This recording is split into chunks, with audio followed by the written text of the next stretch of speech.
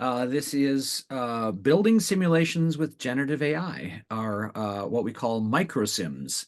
And that was a term that was coined by Valerie, my colleague here.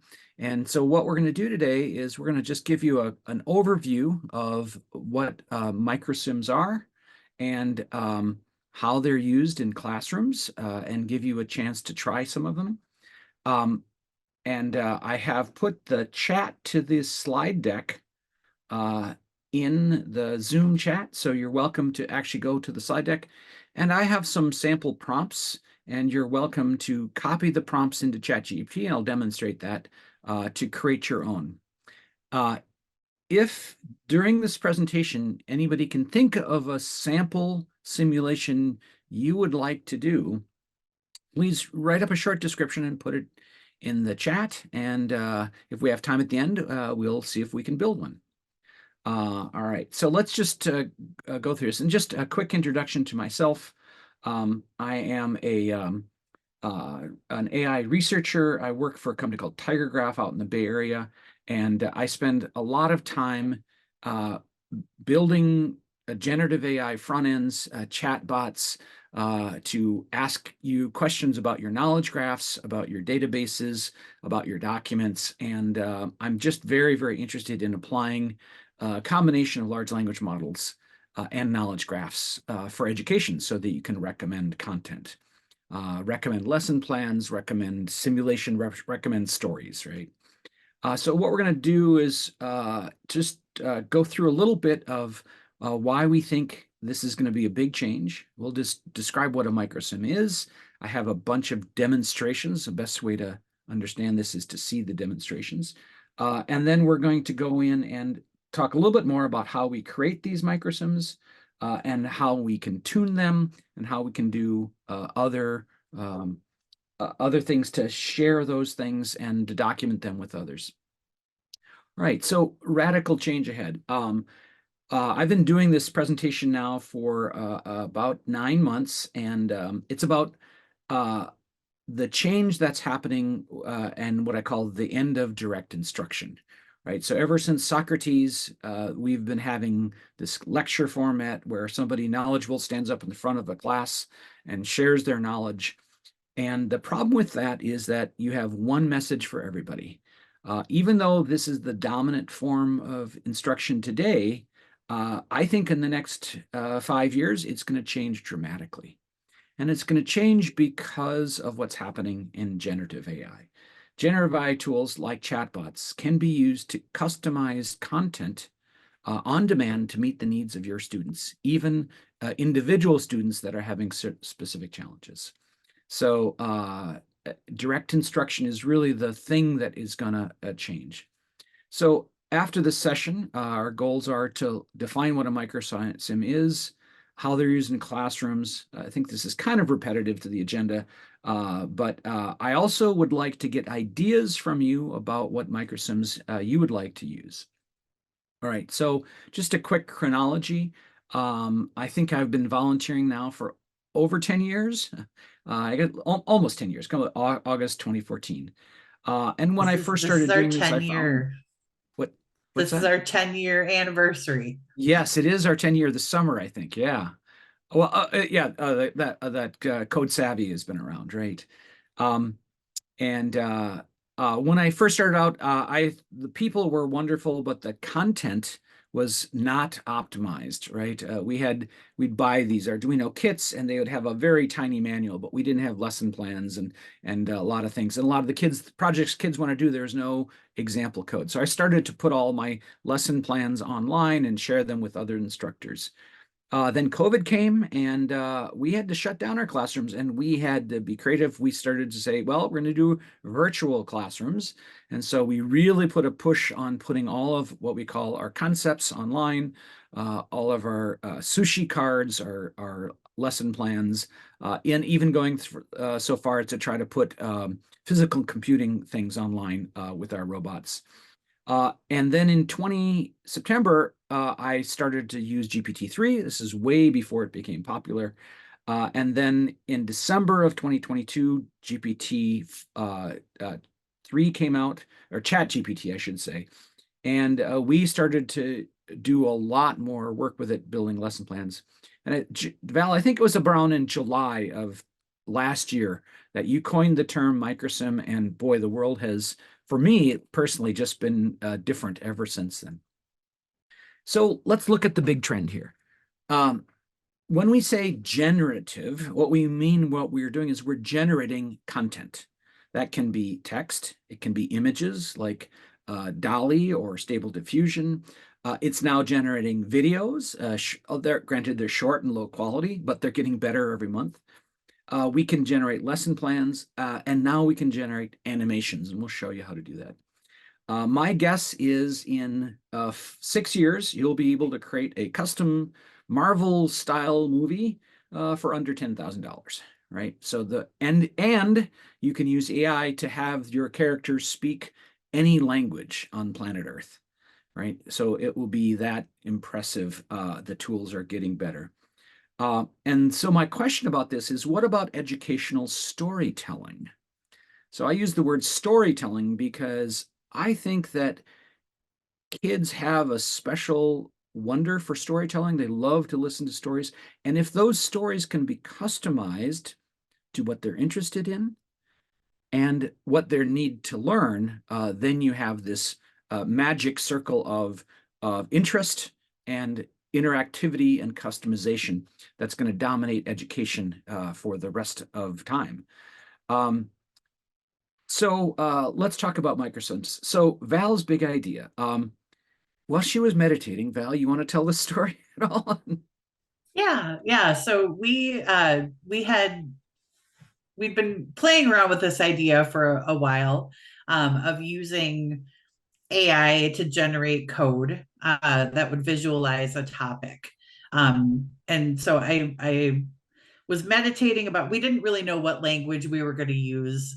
And I was meditating one day, and it just kind of came to me that we should use P5JS because it's an open source language. It's been online for years. There's, most of the large language models are going to have been trained on it. So there'd be lots of examples in there, and it would, in my mind, it would work well for what we were trying to accomplish. The other part of it is that there isn't anything that needed to be installed. It could be done out in the field. So more accessible for the students that we're working with, right in the browser. And so we started testing with that, and to my chagrin, it worked really well. So And the world has changed. Yes, yeah. it has worked really well. And I just want to emphasize the visual feedback loop, right? As soon as you type in a chat, question, it generates the code, and you test that code, and you see your response right away. So let's go ahead and do that a little bit. What I'm going to do is I have a site here called MicroSims for Education. And I'm just going to go into this, and you can follow along, and I'll put the link into this one. And there's a one I called the bouncing ball problem, which is often the very first, it's kind of like the hello world for MicroSims. And if you can get your chatbot to do this, you can do it. So what I'm going to do is I'm going to just, I'll put this um, prompt into the chat tool. So if you're not on this page, you can do that. So I'm just going to click the little copy icon here. I'm going to go to my chat tool. I'm going to use the Visual Art Composer. Actually, and before I do this, let me just get the link of this Visual Art Composer. So this is called a ChatGPT extension or a custom GPT. And what that is it's fine-tune on a collection of documents.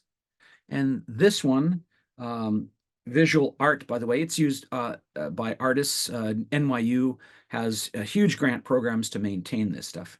But I'm going to use a specific version of this that uses that visual art composer.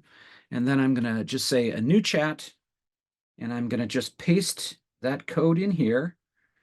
Oops, I had the wrong paste here. Let me go grab from the MicroSim. I'll grab this again and do a paste here, and it just says generate a single p5.js sketch. And by the way, those two words, p5.js sketch, are all you need, right? It just knows which library to use.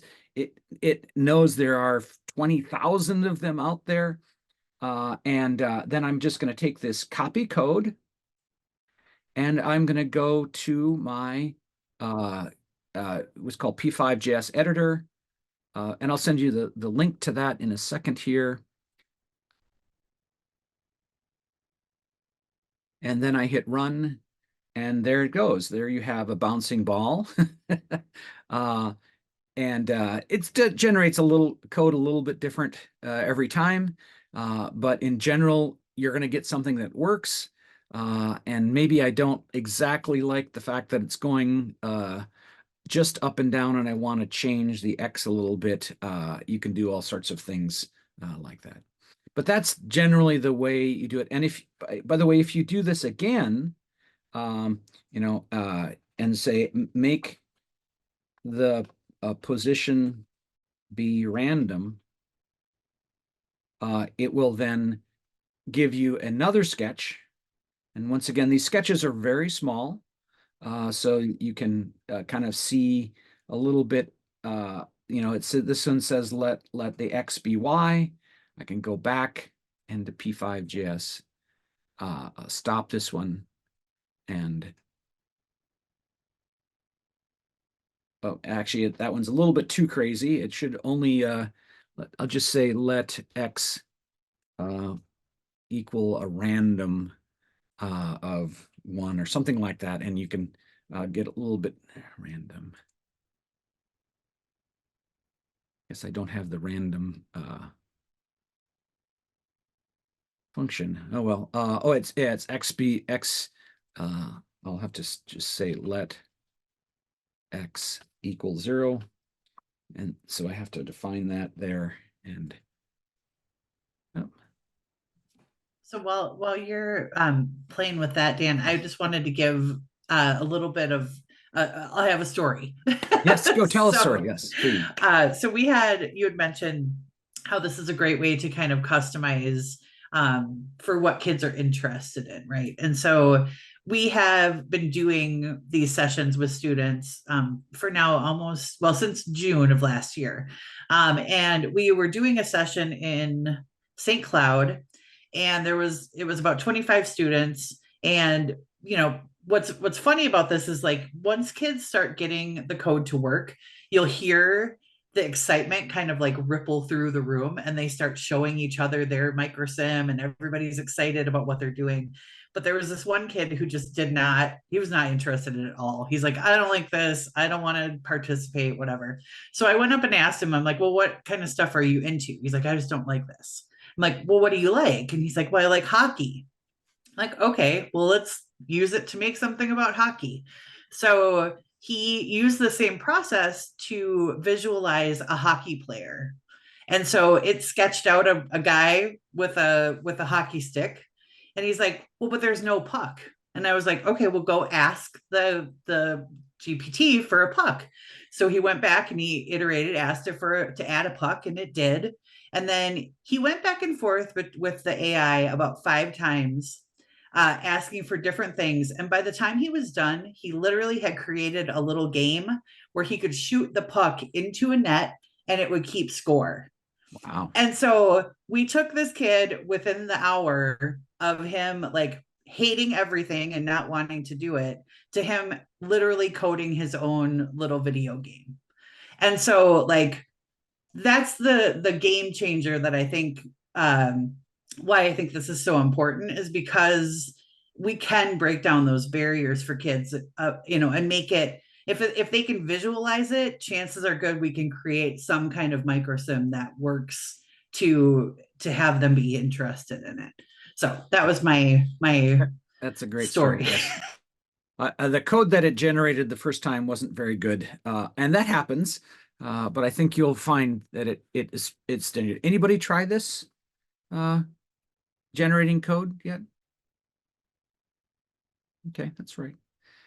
All right, so feedback is really the big thing. It's a very visual. P5 has what's called a default draw, default canvas, default setup. So it does all the easy stuff for you pretty quickly. So we've been using generative AI to do simple things like generate text. And what we find is that the more we fine tune it, the better it gets.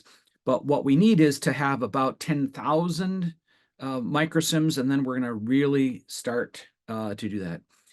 We've started down this path, and Code Savvy has several content areas. We have one for teaching Python. We do MicroPython. We have one for LED costumes. We have one for just drawing faces on robots with these OLED displays. We have a new one on clocks and watches. And of course, we've had our robots for a while. And Val, you've done a lot of different subject areas. Here's some of the ones that I have done, which is a lot of programming, because I do a lot of stuff teaching computer science. Physics fractals are super fun, right? You can say do a Sierpinski fractal, and it just a few lines does a lot of stuff. I've done lots of stuff with circuits. I work at the University of Minnesota, doing some stuff in their EE, and so we've developed things there. And obviously motors and robotics, but also some unusual areas like economics, right? Supply and demand. Let's just show you a little MicroSim for, well, first of all, we can do one that does slope, right? And intercept, basic concepts in a math class, right? And then you can start to add other ones. Let's see, where did I put my, so if I go into the MicroSim site, there's a little search here, supply and demand. I forgot to put that link there. And then when you do this one, you'll notice that as you move the slider, the price goes up and down, and then it tells you the quantity sold, right? So that's, if you give somebody a static image, it's like, well, what are we changing, and what are we changing quantity sold? You know, it's very confusing. But if you give students the assignment, say, what happens when you set the price to be very, very low? Well, you sell a lot. Set your price to 10. What happens if you change your price up to be 170? Well, you're going to sell a lot less. And so you can get, this idea is an animation simulation. That interactivity increases the probability of learning dramatically. So you can't just show them a picture. You can't just show them a slide or a video. You got to get them to interact with it. So that's one of the things that we really like to do. So a microsim for me is it has to have some interactivity. It has to have some slider that they can control. And that's really what the framework is designed to do. So technically what it is, it's a small browser-based program. They all run directly in your browser. You don't have to do any installs. It's a simulation of the world, of physics, of chemistry. It promotes this hands-on tactile interaction learning, and it really moves things forward. This is the Visual Art Composer tool that I use, Samuel Bennett. You can just search for Visual Art Composer in GPT, and it'll come up. All right, so just a couple things. As you start to build these, your what we call prompt engineering skills are going to get better over time. And so I just have a few tips, and Val, if you have any, jump in here. I always say, pretend you're talking to a new staff member on your teaching team, and they're very, very good at programming, but they don't really know what you want, right? So you have to be really clear. Describe exactly in detail what you want the microsim to do, what you want the outcomes to do, what you want the users to change, and what you want the users to see. And then I say, avoid the urge to fix your code, right? So you may see things are not quite aligned and not placed right. Just don't worry about it. Get the simulation working correct. Add clarifying details to the prompts, and don't worry about the layout when you first get started. Just get it working. Here's one that I think is really useful, and this is what I call the sine wave prompt. And I failed on that last one, but let me give me one more shot and we'll see if I can do a new one. And so this one is create a p5.js script, generate a static sine wave, and make it be centered, add sliders for the period, the amplitude, and the phase. So you can change those things, provide some labels, and make the slider span a couple things. You give it some other things, and then draw and label the X and Y axis. Now your goal is to build a program, I call a single shot, that's around 50 lines. If your code gets more than that, it gets confused.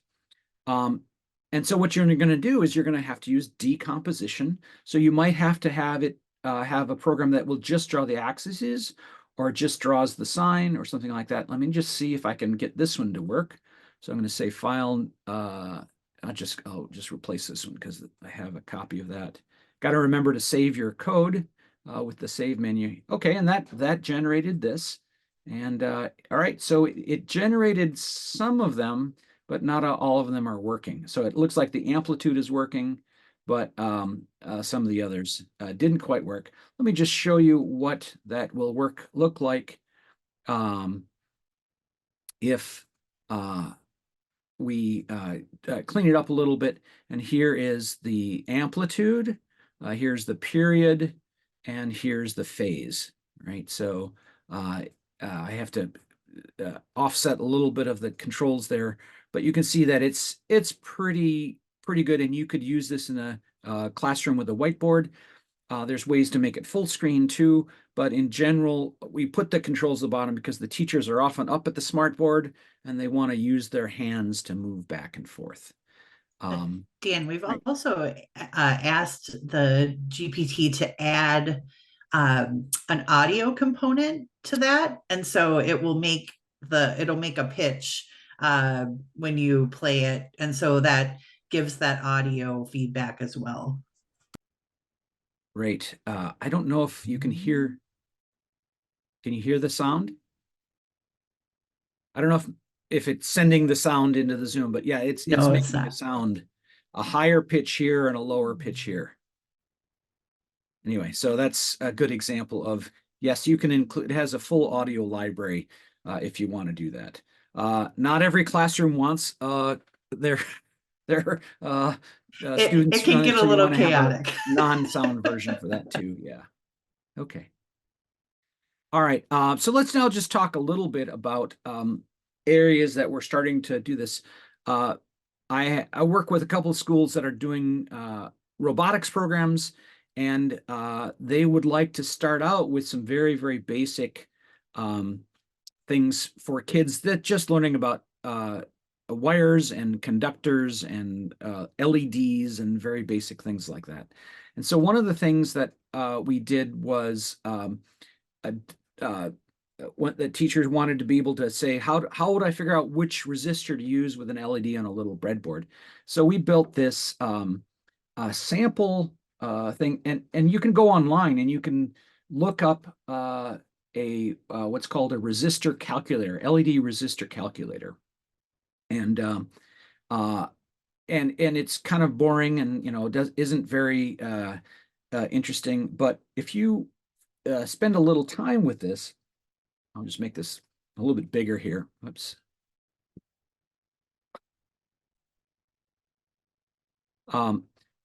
As you change the voltage of the input, you can see that to make sure you're using dim things, the resistor will change, and it'll even show you the color of the resistor, right? If you're using a red LED, it might be one value. If you're using yellow or green or blue or white, it's a little different. If I want it to be very dim, it's one, but if I want it to be really totally maxed out blue, and I have a 5-volt voltage, which is very common for things, it tells you have to use 100 ohm. All of our Raspberry Pis are 3.3, so that's a much smaller one. So you can really not just have a form where you have to know all the values and stuff. You make it kind of this intelligent assistant, right? And this was not a one pass, right? I had to go through several passes there, but you can see that it's going to be much more useful if the students, let's see here, um, have something that they can easily see and interact with, and it's then going to teach them a little bit about how you do this. They don't have to do the calculation, but it's a much simpler way to do things. So little built-in assistance. We're also doing stuff where students are just learning basic logic, right? And what does an and mean? If A is true and B is true, then A and B will be true. So we can go through and set up those things. And what's fun about this is every teacher has different styles of what they want to see and the sizes. So we want to make sure that whatever components we build, we can change how big they are, what color they're filled with, what the outline is, and then how bold it is. So all of our little components now are easy to use, and you can say, hey, ChatGPT, use this library, and it will then start to build little circuits for you, and you can have little labs, and we have samples of what the more example ones are. So that's another idea, and once you have that library, you can build on that. I think we talked about supply and demand already. So let's just talk a little bit about STEM robots, right? So we're also working with science museums, both the Bakken. Unfortunately, today is also the day at the works, so we're not there today. But a lot of these places have robot days. A lot of schools want to do robot days. And so we are designing robots for those things. And then what we can do is we can show you a little bit about how, let's see, I don't have, oh, here we go. This is the one I want to show. So when you communicate between your computer and a motor, you want to set what's called the pulse width. So here's a sample we have from our robots curriculum where if you're going really fast, it's going to look like that. If you're going really, really slow, it's going to look like that. So the width of the pulses determine how fast you're doing. And so that's a really good example of this. And we have about a dozen sample robot curriculum. Oh, here we go. This is the one I said. So a lot of kids want to know, what is an H bridge, right? An H bridge says if you go forward, the current goes one way. If you go reverse, the current goes the other way. And so we have physical boxes that do these, and we have animations. So the kids can use the physical boxes in the classrooms, and then if they have questions, they can go back and use those. Okay. So what's our goal here? It's about low cost fun, right? We Code Savvy, we're very big on access to everybody. And if your school has to buy a $300 Lego Mindstorms robot for every student, you're not going to be able to afford a lot of them. But we can use AI to not only generate low-cost parts for our robots that we call the $19. This is the $19 robot here, the STEM robot. It has low-cost parts you assemble, but most importantly now, we have lesson plans that can be customized to each grade level. So if you have a 5th grade class, here's the lesson plans for this robot.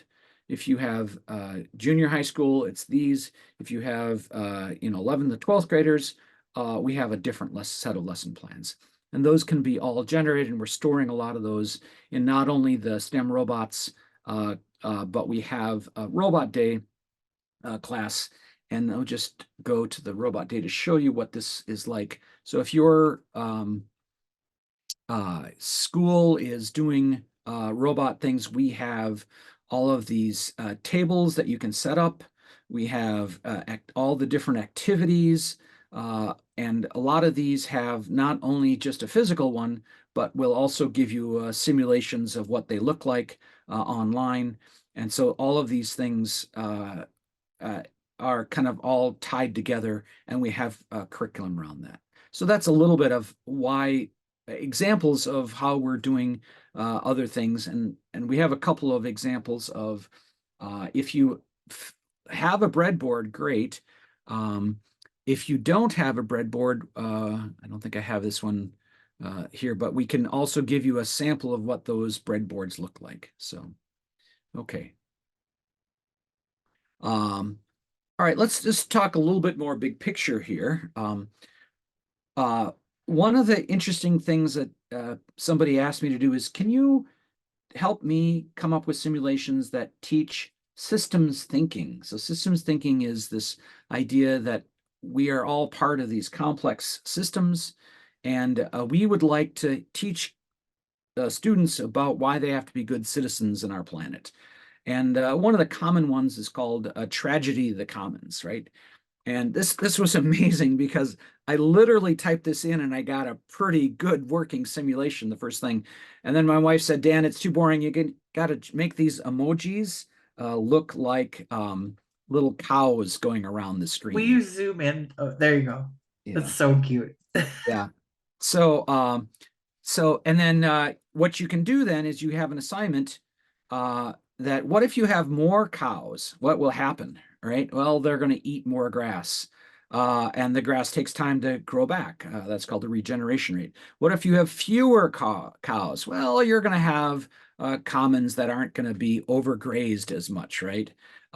And it's so fun to be able to play with these things. And I posted this online, and I had a person who was in my LinkedIn network. She said, I've always wanted to teach systems thinking, and I never had the resources. And you've proved to me that with a little work, we can teach systems thinking in junior high school because we have these little tools. And I don't have to pay some educational foundation, $1,500 to teach to use their materials. Brilliant has a lot of really good stuff out there. Almost all like this. They're all small integrated things. Did anybody use Brilliant in classrooms at all? But they have a lot of good material, and they're all small microsims just like this, but they're commercial, right? You pay for them. And then one other story that I want to make sure everybody hears about is uh, when I was asked by the University of Minnesota Electrical Engineering and Computer Science Department, Computer Design, I'm sorry, computers, EECD, to help them come up with a senior project that would use AI. And so what I proposed is that the students all take their favorite class, meet with their instructors, ask their instructors, what are the most difficult concepts for you to teach in this class? And how could we make those concepts be easier?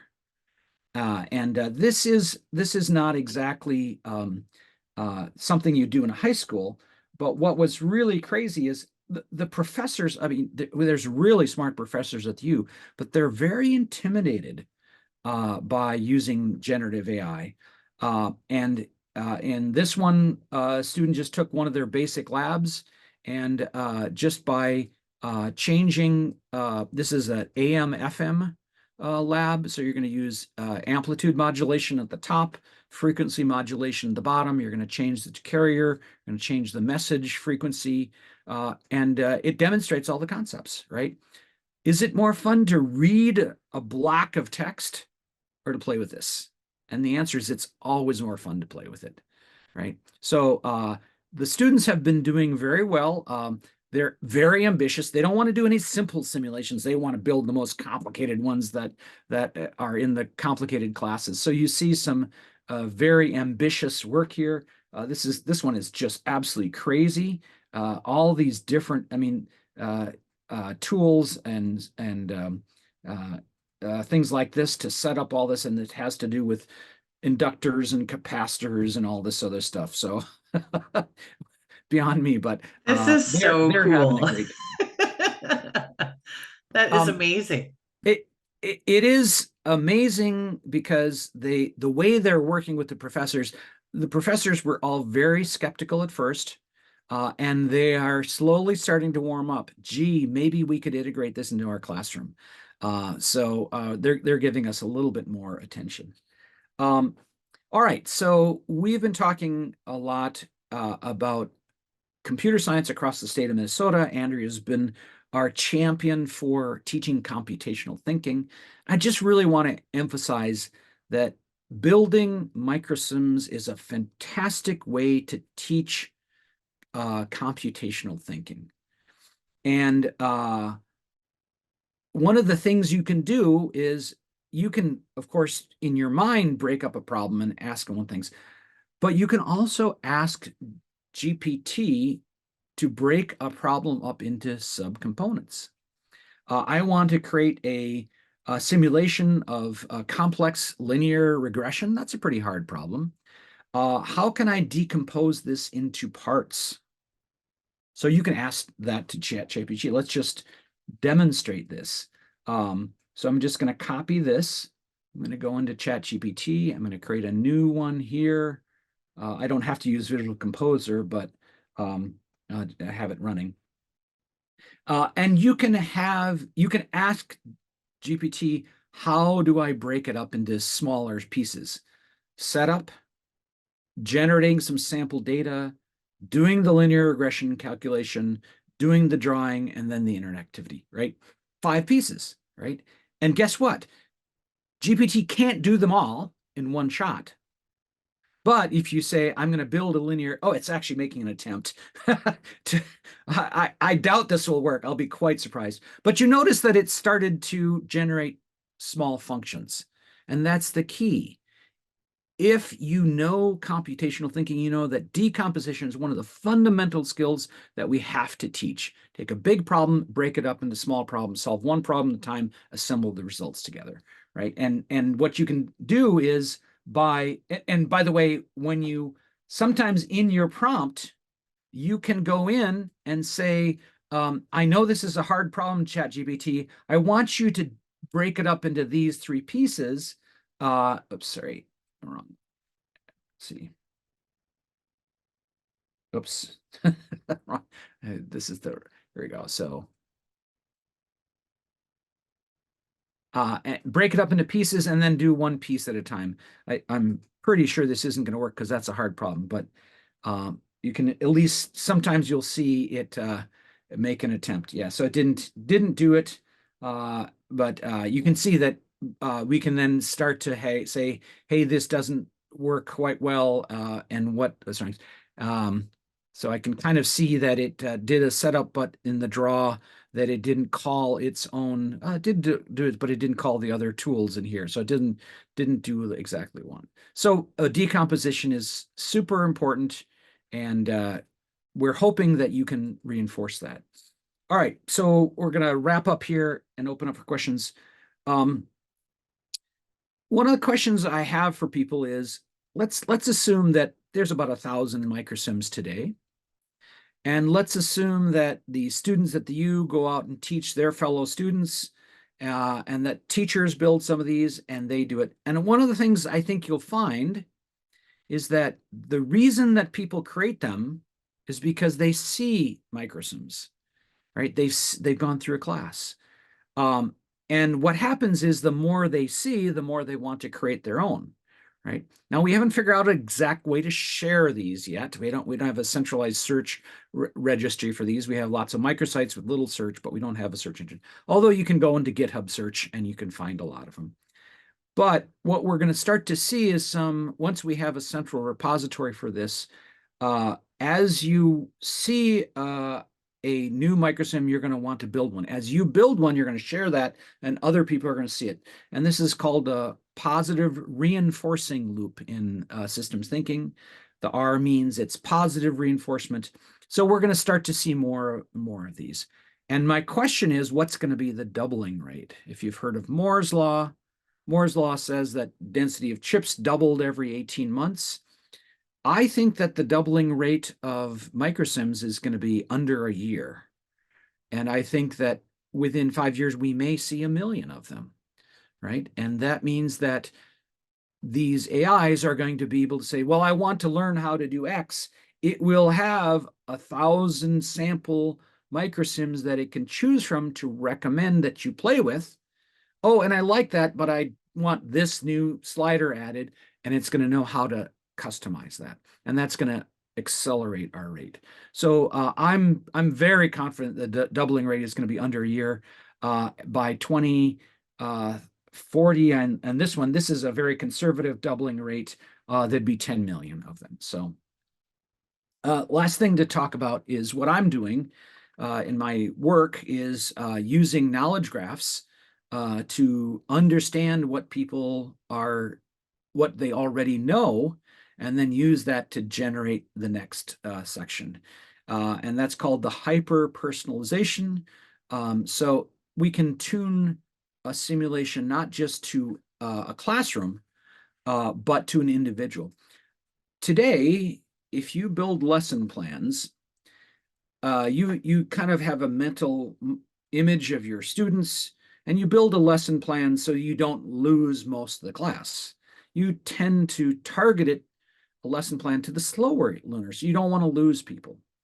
So adaptive learning would say every student would have a quiz, and we're going to build uh, a series of things, not just for the slower learners, but for the medium as well as the faster learners. And we have some samples of this.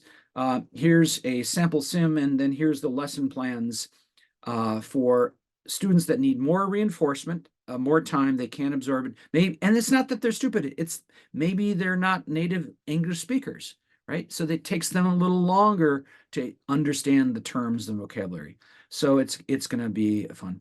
I do want to encourage everybody to watch the video that we did. It's on the Code Savvy site, and it is a great video. And what we did is we had ChatGPT ask questions of what is the strategic consequences of allowing teachers to build microsims. And we went through that. And then Valerie kind of agreed or said, hey, yeah, that might happen. But if you think of all of the values of our society, of access and things like that, we need to be proactive at certain things: scalability, shareability, language and accessibility, and soft skill development. I think those are the three areas you said, yeah, it'll happen, but if we're proactive, we can coach these along. But I think all of these are going to happen. It's just a question of which ones we're going to work on first, and how we're going to make sure that we build guardrails so that everybody in our state has equal access to these incredible learning tools, and that teachers use them also. Let's see. In the slide deck, I have lots of links to sample articles. I hope they're thought-provoking, at least to get you to think about it. And to wrap up, I want to just tell you the story that inspired me was in 1995. I read this incredible science fiction book by Neil Stephenson called Diamond Age. So if you think of, Stone Age, Bronze Age, Iron Age, Information Age, well, we're going into the Diamond Age. Diamond Age is where we can create any material on the fly and use AI and nanotechnology. And one of the core storylines of this was a young girl who finds this tablet, and it has an AI in it, and it customized storytelling from when she's 5 years old. And whatever she wants to learn as she grows older, it generates new stories and it integrates it into things. And it was just inspiring to me, because I started to ask, what would I need to do to build that system? How would I store the knowledge? How would I organize it? And I never really thought it was going to happen in my lifetime until GPT-3 came out, and then I started to see the path. I think the conclusion is we are going to have a wave of microsims coming, and it's up to us to figure out policy to use them responsibility in the classroom. But I got to tell you, education is going to be much more fun, more interactive, and more accessible to even students that don't have access to the best teachers and the best school system and the best highest budgets like we have in the wealthy suburban schools. I think it's going to hopefully help us democratize computer education. All right, with that, I think I'm done here. I have my LinkedIn. If anybody would like to connect with me, I'd love to talk to you more. And specifically, I'd like to hear what your thoughts are about integrating microsims into your classrooms. Val, do you want to have any closing comments for us here? No, I just thank you, Dan, for all of the awesome things that you presented here. And there was like the stuff the U of M students are doing. I hadn't even seen that yet, so I'm super excited.